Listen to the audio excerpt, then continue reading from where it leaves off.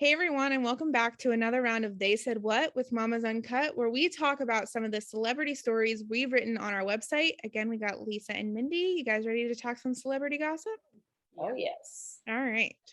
All right. Now on to a serious note. Did you guys see the article about the Paris police officer who for 35 years escaped detection, and he was actually one of the most notorious serial killers to terrorize Paris? What? I did not. Yeah, that was one of the articles. Jack the Ripper in Paris? Pretty much. So he was known for like these indents that he had on his skin, and that's kind of, it was like La Gale that his name was, his serial killer name.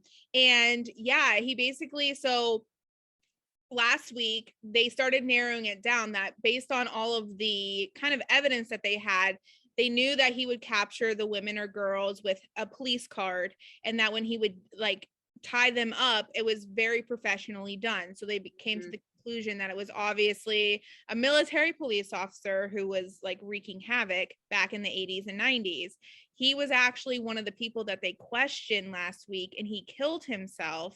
And in his suicide note, he wrote, back when I was like an extreme criminal, like I just wasn't in the right frame of mind, but I was able to rehab myself basically. What? And yeah, so is that not like, that is so crazy? Okay, that's insane. Criminal rehab. Okay, like a serial killer like having a come to Jesus moment or whatever. That is insane to me. Yeah. Yeah.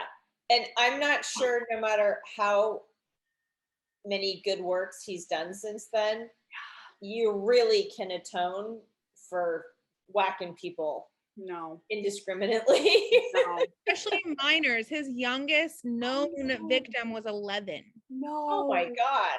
No. That's so terrible. Yeah. So wasn't the Golden State Killer kind of tied in with police too? There was some sort of a tie-in with him too. Yeah. Like yeah. he was like a volunteer, or he wanted to be a policeman or did something. I don't remember what it is. Yeah, was it the Golden State? Because there was one. No, it was someone. It was one of those bigger ones. Yeah, the serial killer, his first name was Ed, but he literally was involved in the like searches for him. Yes. Yeah. No, I'm thinking of the same one. So I'm thinking, okay, we do not label police officers as all bad people, right? But like if you're a psychopath and you want to have a lot of authority, oh yeah, and you want to be able people to like surrender to you fairly unconditionally, it kind of makes sense that they would be drawn to something like this. But I think there are some safeguards. They do like profile, don't they? Like do it's like such an insane story. Like it's so far between, but it's crazy and it's terrifying. Crazy.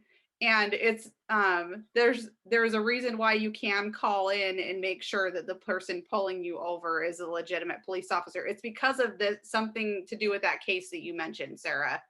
Yeah, like you can verify with the police department that this person. Yeah, like if you, especially unmarked police cars, if you're like being pulled over, you're allowed to call a number and say, look, I am being pulled over, I'm at this area, like is there actually police officer, on duty police officer? Because I'm sure the police officers, the icky ones that we're talking about, I don't think they're on duty when they're doing stuff like this, because they're monitored pretty closely. So anyway, just a little food for thought, but that's terrifying and I hate everything about it.